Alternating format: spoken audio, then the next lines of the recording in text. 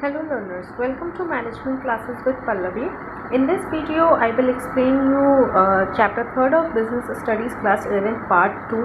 Part 1 में मैंने आपको बताया था private versus public enterprises and types of public sector enterprises. उसका लिंक मैंने नीचे डिस्क्रिप्शन बॉक्स में मेंशन कर दिया. तो इसमें सबसे पहले हम बात करेंगे what is the role of public sector enterprises for the Indian society या इंडियन इकोनॉमी के लिए पब्लिक सेक्टर का क्या रोल है. तो सबसे पहला रोल आ जाता है इसका इंफ्रास्ट्रक्चर डेवलपमेंट में. मतलब for infrastructure development public sector का बहुत ही इम्पॉर्टेंट रोल है. क्योंकि ये बहुत ज़्यादा इंफ्रास्ट्रक्चर को डेवलप करने में पब्लिक सेक्टर एंटरप्राइजेस बहुत ज़्यादा हेल्पफुल होते हैं.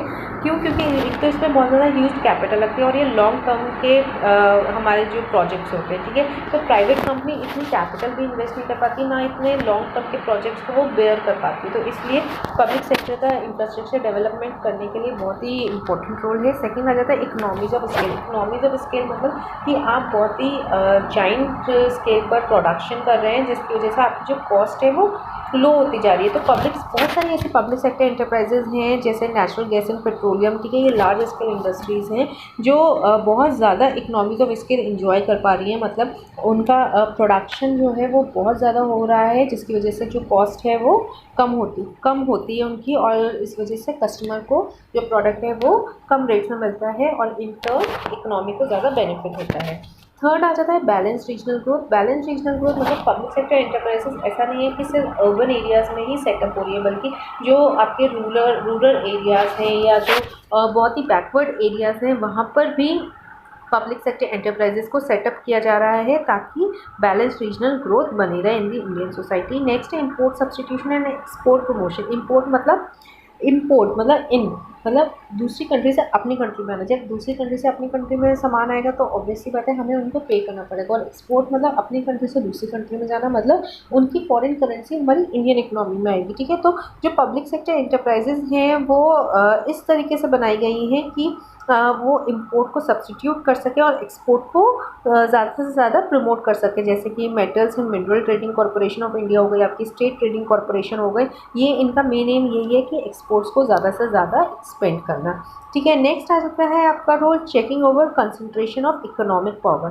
कंसंट्रेशन ऑफ इकोनॉमिक पावर मतलब मोनोपोली को रिटेन, मतलब मोनोपोली को नहीं मार्केट में रहने देना. जैसे जो प्राइवेट कंपनीज हैं वो मोनोपोली बना देती हैं अपना, जिसकी वजह से वो कस्टमर को ज़्यादा हाई कॉस्ट पे प्रोडक्ट्स प्रोवाइड करती हैं, ठीक है. वो करप्ट प्रैक्टिसेस में इंडल्ज हो जाती है. तो पब्लिक सेक्टर एंटरप्राइजेस जो हैं इस चीज़ को चेक करते हैं कि मोनोपोली ना मार्केट में क्रिएट हो पाए, सो दैट कस्टमर के साथ या इंडियन सोसाइटी के साथ करप्ट प्रैक्टिसेस बाकी की अदर एंटरप्राइजेस प्राइवेट एंटरप्राइजेस ना कर पाएँ, ठीक है. अब नेक्स्ट हमारा जो इसमें टॉपिक आ जाता है वो है हमारा what is the role of public sector since 1991 से पब्लिक सेक्टर का क्या रोल है. तो पहला रोल ये आ जाता है restricting the role assign to the public sector. मतलब कि पब्लिक सेक्टर को वो 1991 से पहले फ्रीडम था कि वो 17 अपने जो एंटरप्राइजेस हैं उसको सेटअप कर सकते हैं. मतलब कुछ नंबर ऑफ इंडस्ट्रीज रिजर्व थी, मतलब 17 नंबर ऑफ इंडस्ट्री रिजर्व थी फॉर पब्लिक सेक्टर. लेकिन आफ्टर 1991 वो रिड्यूस होकर सिर्फ 8 इंडस्ट्रीज ही रिजर्व रह गई फॉर दी पब्लिक सेक्टर, ठीक है. नेक्स्ट आ जाता है disinvestment of shares of selected public sector enterprises. Disinvestment मतलब ये अपोजिट होता है इन्वेस्टमेंट का. मतलब जो पब्लिक सेक्टर एंटरप्राइजेस के शेयर्स हैं उसको निकाल देना, उसको डिसइन्वेस्ट कर देना प्राइवेट कंपनीज के लिए, ठीक है. ऐसा क्यों किया गया है ताकि जो जितना भी कमर्शियल रिस्क है वो प्राइवेट सेक्टर पे ट्रांसफ़र हो सके, ठीक है. नेक्स्ट जो भी पैसा वो लोग डिसइन्वेस्ट करते हैं वो एक फ्रूटफुल या एक पर्पसफुल जो एरियाज़ हैं वहाँ पर यूटिलाइज हो सके जहाँ से ज़्यादा रिटर्न मिल सके, ठीक है. नेक्स्ट आ जाता है आपका इंट्रोडक्शन ऑफ कॉरपोरेट गवर्नेंस. मतलब डिसइन्वेस्टमेंट से क्या होता है, अगर डिसइन्वेस्टमेंट कर दिया जाता है तो जो गवर्नमेंट का कंट्रोल होता है पीएसईज पर वो कम हो जाता है, ठीक है. और इसकी वजह से क्या होता है, जो कॉर्पोरेट गवर्नेंस होता है it will set up with greater discipline and professionalism. मतलब ज़्यादा डिसिप्लिन और प्रोफेशनलिज्म आ जाता है जब गवर्नमेंट का रोल कम हो जाता है, इसलिए भी डिसइन्वेस्टमेंट किया जाता है. ठीक है। अब नेक्स्ट रोल क्या आ जाता है पब्लिक सेक्टर का सिंस 1991 से, पॉलिसी रिगार्डिंग क्रॉनिकली सिक यूनिट्स मतलब जो वो यूनिट्स या वो एंटरप्राइजेस जो लॉस में जा रही हैं। तो board of industrial and financial reconstruction setup किया गया है ताकि इन सिक यूनिट्स का रिवाइवल हो सके और रिकंस्ट्रक्शन हो सके। नेक्स्ट है memorandum of understanding. Memorandum of understanding में पीएसईज को कुछ स्पेसिफिक टारगेट्स दिए गए हैं पब्लिक सेक्टर एंटरप्राइजेस को, ठीक है, और उनको फ्रीडम दी गई है कि ताकि वो अचीव कर सके वो जो टारगेट्स उनको दिए गए इफेक्टिवली एंड एफिशिएंटली, ठीक है। तो इससे क्या होता है, इससे उनकी परफॉर्मेंस बूस्टअप होती है किसके, पीएसईज, ठीक है। ये तो हमने बात कर ली क्या है रोल, क्या क्या रोल या हम कह सकते हैं क्या क्या चेंजेस आए हैं पब्लिक सेक्टर में आफ्टर 1991। तो पहला क्या आ गया था कि जो नंबर ऑफ इंडस्ट्री रिजर्व थी 17 वो 8 पर रिड्यूस हो गई। नेक्स्ट डिसइन्वेस्टमेंट होने लगा, ठीक है। फिर उसके बाद सिक यूनिट्स के लिए पॉलिसीज़ क्रिएट कर दी गई थी और लास्ट है पीएसईज को टारगेट्स प्रोवाइड कर दिए गए थे, ठीक है। अब जब हम ये रोल पढ़ रहे हैं तो हमने एक वर्ड पढ़ा था डिसइन्वेस्टमेंट। तो हम डिसइन्वेस्टमेंट किस लिए क्यों करते हैं, और मतलब उसका जो एंड यूज़र होता है वो कौन होता है, वो प्राइवेट सेक्टर होता है। मतलब पब्लिक सेक्टर जो डिसइन्वेस्टमेंट करती है वो एक तरीके से प्राइवेट सेक्टर के लिए करती है, तो उसको हम क्या बोलते हैं, प्राइवेटाइजेशन बोलते हैं। तो इसलिए ये बोला गया है कि जो डिसइन्वेस्टमेंट होता है it will always leads to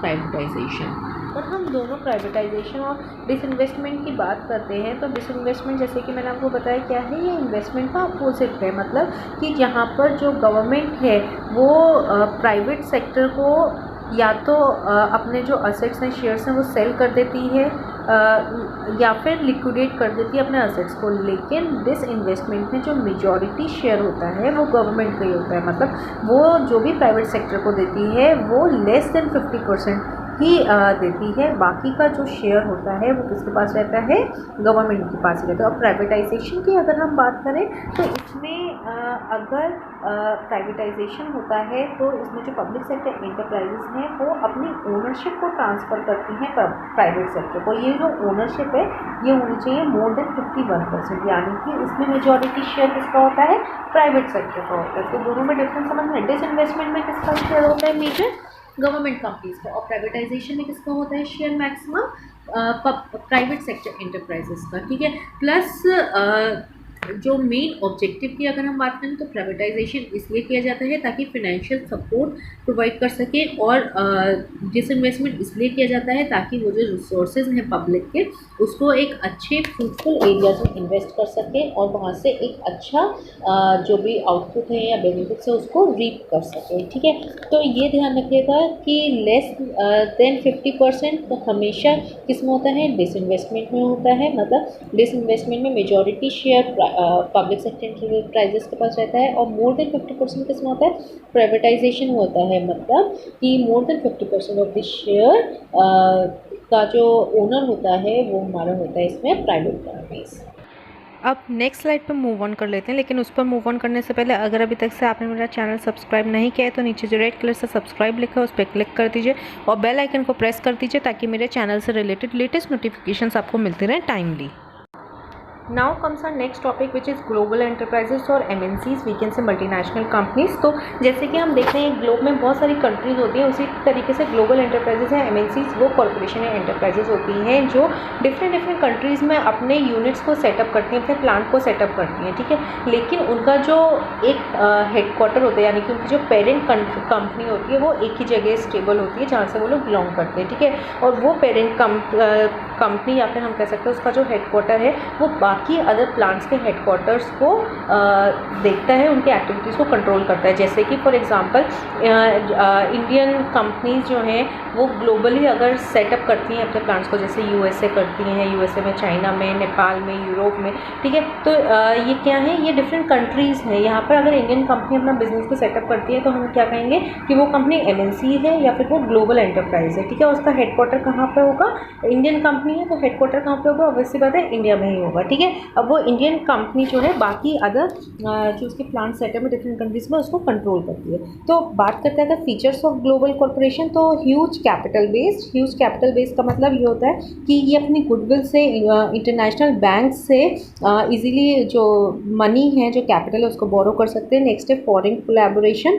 तो अगर आप एमएनसीज के थ्रू एंटर होते हैं डिफरेंट इंटरनेशनल मार्केट में तो आप कोलैबोरेट कर सकते हैं विद दी लोकल पब्लिक और दी प्राइवेट कंपनीज। नेक्स्ट आ जाता है huge investment in research and development. Since ये एमएनसीज जो हैं वो हमेशा से कहलाई जाते हैं कि कंपटीशन देती हैं बाकी की कंट्रीज़ को, चाहे वो होस्ट कंट्री में देती हो या चाहे वो अपनी कंट्री में देती हो। तो इसलिए क्या है, ये बहुत ज़्यादा इन्वेस्ट करती है रिसर्च एंड डेवलपमेंट में, ताकि टाइम टू टाइम कस्टमर्स को नए प्रोडक्ट्स दे सकें, इनोवेशन लेकर आ सकें और इनोवेटिव टेक्नोलॉजी का यूज़ कर सकें। नेक्स्ट है well defined research and developmental centres. इनके सेंटर्स क्रिएट होते हैं जो रिसर्च एंड डेवलपमेंट करते हैं upon the various products and the services. और ये जो रिसर्च एंड डेवलपमेंट सेंटर्स होते हैं वेल डिफाइंड होते हैं और इसमें जो लोग अपॉइंट होते हैं वो हाईली प्रोफेशनल होते हैं और एक्सपर्टाइज होते हैं। नेक्स्ट आ जाता है आपका एंजॉय इंटरनेशनल इमेज, मतलब कि अगर आपकी एमएनसीज डिफरेंट कंट्रीज़ में सेटअप है तो आप ऑब्वियसली बात है आपकी जो इमेज वैल्यू है या गुडविल है मार्केट में वो इंटरनेशनली और भी ज़्यादा अच्छी हो जाएगी। नेक्स्ट है ट्रेन एंड स्किल प्रोफेशनल्स।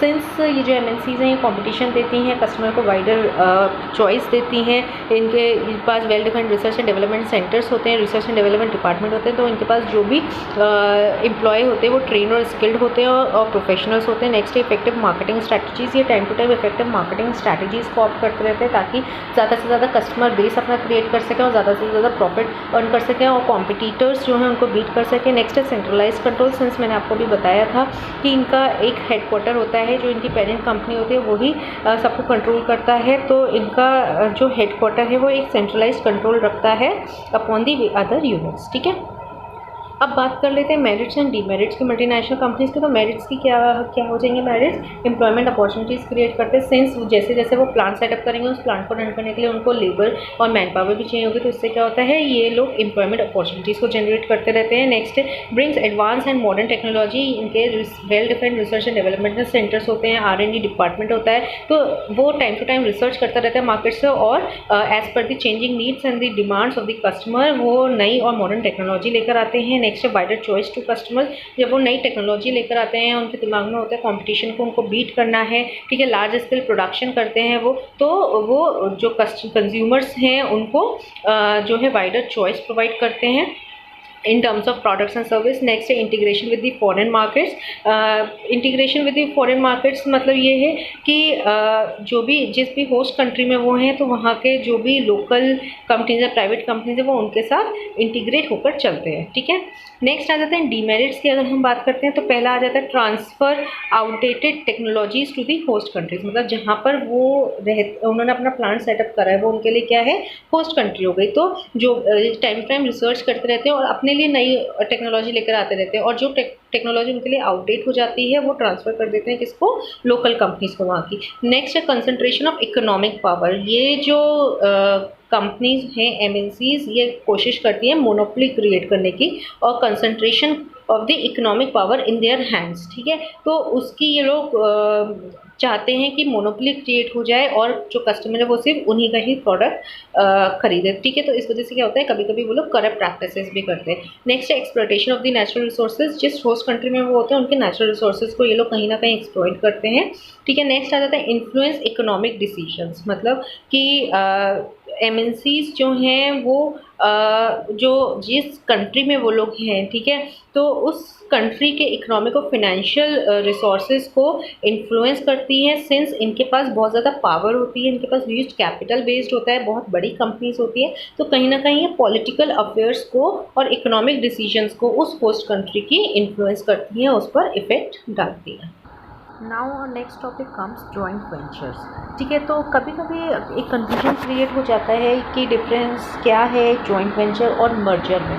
तो अगर सबसे पहले मैं मर्जर की बात करूँ तो मर्जर में क्या होता है, जैसे एग्जांपल के थ्रू हम बात करेंगे कि कंपनी ए है और कंपनी बी है। ठीक है, तो अगर कंपनी ए कंपनी बी के साथ मर्ज होती है, ठीक है, अब ये उनका डिसीजन है कि वो थर्ड कंपनी सी खोलते हैं या नहीं खोलते हैं। और दूसरी कंडीशन इसमें आ जाती है, अगर कंपनी ए कंपनी बी के साथ मर्ज होती है तो एक जो कंपनी है, फॉर एग्जांपल ए, अगर वो लॉसेज में फेस कर रही है इस वजह से वो बी के साथ मर्ज हो रही है, तो वो कम्प्लीटली अपनी जो आइडेंटिटी है वो लूज़ कर देगी। ठीक है, और किसका नाम किसके नाम से उसके ऑपरेशन चलेंगे, बी कंपनी के नाम से चलेंगे, ए कंपनी के नाम से फिर कुछ मतलब नहीं होगा। ठीक है, अब बात करते हैं जॉइंट वेंचर की। तो जॉइंट वेंचर में क्या होता है, दो कंपनीज वो इंडिपेंडेंट कंपनीज होती हैं। और मर्जर में एक company for example losses face कर रही है और दूसरी जो होती है वो स्ट्रॉन्ग कंपनी होती है, ठीक है। तो मर्जर किस केस में होता है, जहाँ पर एक वीक होती है और एक स्ट्रॉन्ग होती है, ठीक है। इसलिए क्या होता है, जो वीक कंपनी है वो स्ट्रॉन्ग कंपनी के साथ मर्ज हो जाती है और वीक कंपनी की जो आइडेंटिटी है वो लॉस्ट हो जाती है। और जॉइंट वेंचर में क्या होता है, ए और बी दोनों ही इंडिपेंडेंट ऑर्गेनाइजेशन, मतलब दोनों ही स्ट्रॉन्ग है, दोनों ही फाइनेंशियली स्ट्रॉन्ग है, दोनों की मार्केट में डिमांड बहुत है, और वो दोनों एक थर्ड कंपनी यानी कि अपनी एक सब्सिडी कंपनी हम ये कह सकते हैं, सी कंपनी फॉर्म करते हैं, ठीक है। तो वो हमारा क्या हो जाता है, जॉइंट वेंचर हो जाता है, ठीक है। तो जॉइंट वेंचर क्या है कि जहाँ पर ए और बी दोनों कंबाइन होते हैं और अपनी एक सब्सिडी कंपनी को क्रिएट करते हैं, ठीक है। तो ये ध्यान रखिएगा, जॉइंट वेंचर हमेशा दोनों इंडिपेंडेंट कंपनीज के बीच में होता है, जो थर्ड इंडिपेंडेंट कंपनीज या सब्सिडी को अपनी क्रिएट करती है, ठीक है, या फिर एक पर्टिकुलर टाइम पीरियड के लिए किसी कॉन्ट्रैक्ट बेसिस पर एग्जिस्ट होती हैं। ये दो फॉर्म्स में आपके जॉइंट वेंचर्स हो सकते हैं। अब जैसे अगर हम इनके एग्जाम्पल्स की बात करें तो जैसे एयरबस है, ठीक है, और and the Canadian train and aircraft manufacturer, ठीक है। तो यहाँ पर क्या है, एक फॉरेन कंट्री है, एक लोकल कंपनी है, ठीक है। तो दोनों एक दूसरे के साथ जॉइंट वेंचर में है, ठीक है। नेक्स्ट आपका आ जाता है BMW, ठीक है, उसकी लॉन्ग स्टैंडिंग कॉर्पोरेशन है किसके साथ, चाइनीज़ कार मैन्युफैक्चरर ब्रिलियंस के साथ, ठीक है। ये एक बहुत ही अच्छा example of the joint ventures. Next हमारा आ जाता है टाइप्स ऑफ जॉइंट वेंचर। तो दो तरीके के होते हैं, कॉन्ट्रैक्चुअल जॉइंट वेंचर है, इक्विटी बेस्ड जॉइंट वेंचर, ठीक है। तो कॉन्ट्रैक्चुअल जॉइंट वेंचर में क्या होता है, इंडिपेंडेंट एंटिटी नहीं क्रिएट करते हैं, बल्कि जो दोनों कंपनीज इंडिपेंडेंट कंपनीज होती हैं वो एक पर्टिकुलर टाइम पीरियड के लिए एग्रीमेंट के बेसिस पर, कॉन्ट्रैक्ट के बेसिस पर एक जॉइंट वेंचर अपना मतलब एक तरीके से कॉन्ट्रैक्ट में आती हैं, ठीक है। जैसे कि एग्जांपल हो गई इसमें फ्रेंचाइजी की, तो वो जो दोनों फर्म्स होती हैं उन दोनों का सेम इंटेंशन होता है of running the business venture, जो भी वो अपना बिजनेस वेंचर जिसके लिए, जिस कॉन्ट्रैक्ट के लिए, जिस एग्रीमेंट के लिए वो बिजनेस में आए हैं, तो उसको कंप्लीट करने के लिए उनका सेम इंटेंशन रहता है, ठीक है। इनकी जो रिलेशनशिप होती है वो थोड़े लार्ज पीरियड के लिए होती है, क्योंकि सिंस ये लोग कॉन्ट्रैक्ट के बेसिस पर और एग्रीमेंट के बेसिस पर एक साथ हैंड्स जो हैं वो ज्वाइन करते हैं, ठीक है। नेक्स्ट आ जाता है आपका equity based joint venture. Next type equity based joint venture में क्या होता है, इसमें जो दो इंडिपेंडेंट फर्म्स होती हैं वो थर्ड एंटिटी यानी कि थर्ड इंडिपेंडेंट एंटिटी को क्रिएट करती हैं, उसको एग्जिस्ट कराती हैं, उसको क्रिएट करती हैं, और जो ओनरशिप होती है उस एंटिटी की वो दोनों पार्टीज मिलकर शेयर करती हैं, ठीक है। तो ये हमारा हो जाता है इक्विटी बेस्ड जॉइंट वेंचर्स। ये और ध्यान रखिएगा कि जॉइंट वेंचर किस किस फॉर्म में हो सकता है, कि या तो जो फॉरेन कंट्री है वो होस्ट कंट्री की लोकल कंपनी के साथ जॉइंट वेंचर में आ जाए, या जो लोकल कंपनी है वो फॉरेन कंपनी के साथ कोलैबोरेट हो जाए, या फिर जो फॉरेन कंपनी है वो कुछ इक्विटी शेयर्स यानी कि जो शेयर्स हैं कंपनी के उसका कुछ पोर्शन लोकल कंपनी के शेयर्स का कुछ पोर्शन परचेज कर ले, या लोकल कंपनी एक्वायर कर ले कुछ पोर्शन इक्विटी शेयर्स का in another existing local company. तो इन चार फॉर्म से जॉइंट वेंचर्स क्रिएट हो सकता है। अब बात करते हैं बेनिफिट्स ऑफ जॉइंट वेंचर। तो पहला आ जाता है बेनिफिट फ्रॉम एस्टैब्लिश ब्रांडिंग। जैसे कि मैंने इसमें आपको बताया कि लोकल कंपनी के साथ फॉरेन कंपनी कोलैबोरेट हो सकती है, लोकल कंपनी के साथ भी कोलैबोरेट हो सकती है। तो इसमें क्या होता है, जिस फर्म का एस्टैब्लिश ब्रांड नेम होता है तो उसका दूसरी जो कंपनी है उसको बेनिफिट मिल जाता है। नेक्स्ट है पूलिंग ऑफ रिसोर्सेज। जब दोनों कंपनीज एक दूसरे के साथ जॉइंट होती हैं, कोलैबोरेट होती हैं, तो resources in terms of human resources, technology, finance सब के पूल करे जाते हैं।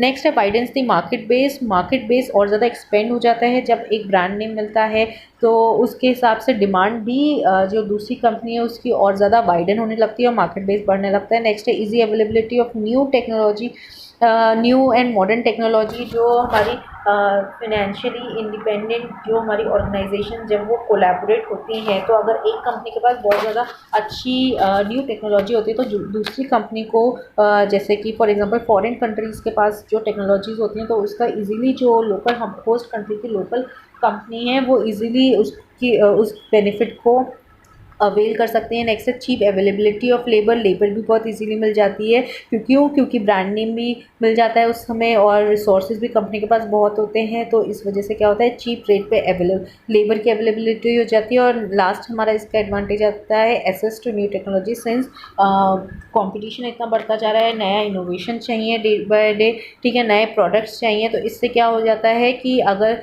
जॉइंट वेंचर होता है specially with the foreign partner, तो उससे क्या होता है न्यू आइडियाज़ और न्यू टेक्नोलॉजी को असेस इजीली किया जाता है और जो नए प्रोडक्ट्स हैं उनका प्रमोशन इजीली कर लिया जाता है। इससे क्या होता है जो बिजनेस होता है वो ग्रो हो जाता है और एक्सपेंड हो जाता है, ठीक है। तो ये थे हमारे benefits of the joint stock company. और अगर हम इसके डिसएडवांटेजेस की बात करते हैं तो जैसे कि एग्जांपल लेते हैं कि अगर कोई लोकल कंपनी फॉरेन कंपनी के साथ कोलैबोरेट होती है तो बहुत ज़्यादा कल्चरल इश्यूज़ आ जाते हैं कभी कभी, ठीक है। तो उस वजह से क्या होता है कॉपरेशन और कोऑर्डिनेशन दोनों कंपनीज़ के बीच में नहीं बैठ पाता है। नेक्स्ट ये आ जाता है कि हमारी जो इंटरनल इन्फॉर्मेशन होती है, चांसेस होते हैं कि वो कॉम्पिटिटर को लीक हो जाते हैं, ठीक है। तो ये क्या है, ये कुछ डिसएडवांटेजेस हैं ऑफ द जॉइंट वेंचर्स। अब इस चैप्टर का हमारा लास्ट टॉपिक आ जाता है जो है पब्लिक प्राइवेट पार्टनरशिप।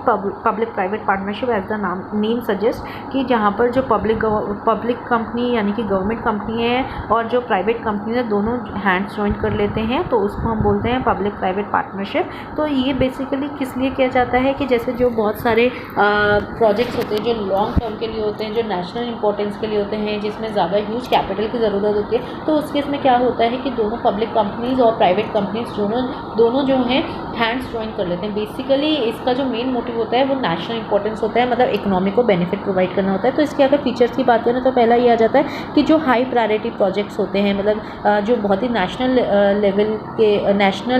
लेवल के प्रोजेक्ट्स होते हैं या जो इकनॉमी को बहुत ज़्यादा बेनिफिट्स प्रोवाइड करते हैं, वो वाले प्रोजेक्ट्स जो होते हैं वो ये बेसिकली ये जो पार्टनरशिप के थ्रू उन वाले प्रोजेक्ट्स को प्रायोरिटी दी जाती है। नेक्स्ट आ जाता है कि जो मेन कैपिटल होती है वो प्राइवेट सेक्टर ही फंड करती है। नेक्स्ट आ जाता है मतलब प्राइवेट सेक्टर फंड करती है और प्राइवेट सेक्टर ही कंट्रीब्यूट करती है। थर्ड फीचर ये आ जाता है कि जो भी लार्ज प्रोजेक्ट्स जो हैं अगर वो लार्ज एंड साइज़ हैं, ठीक है, और ज़्यादा ड्यूरेशन के लिए, तो उस केस में ये पब्लिक प्राइवेट पार्टनरशिप बहुत ज़्यादा अच्छी रहती है, बहुत ज़्यादा बेटर रहती है, ठीक है, सूटेबल रहती है। इसके बेनिफिट्स की बात करें तो अगर पब्लिक प्राइवेट पार्टनरशिप होती है तो पहली चीज़ ऑब्वियसली बात है इकोनॉमी का डेवलपमेंट होता है, लोगों का स्टैंडर्ड ऑफ लिविंग जो है वो रेज हो जाता है, ठीक है, मार्केट में जो कस्टमर्स हैं उनको वाइडर चॉइस मिल जाती है और इंफ्रास्ट्रक्चर डेवलपमेंट हो जाता है, ठीक है, एम्प्लॉयमेंट अपॉर्चुनिटीज़ जनरेट हो जाती हैं, ठीक है। तो ओवरऑल क्या है, एक तरीके से ओवरऑल इकोनॉमिक डेवलपमेंट हो जाता है, ठीक है। और ये public private partnership private company से इन्वेस्टमेंट को बहुत ज़्यादा अट्रैक्ट करती है, क्योंकि इससे फ़ायदा पब्लिक सेक्टर को भी मिलता है और प्राइवेट सेक्टर को भी मिलता है। तो इसीलिए ये एक डोर्स ओपन कर देती है फॉर द प्राइवेट सेक्टर, एक ये अपॉर्चुनिटी देती है प्राइवेट सेक्टर को to come and invest in the long term projects, ठीक है। So that's all about today.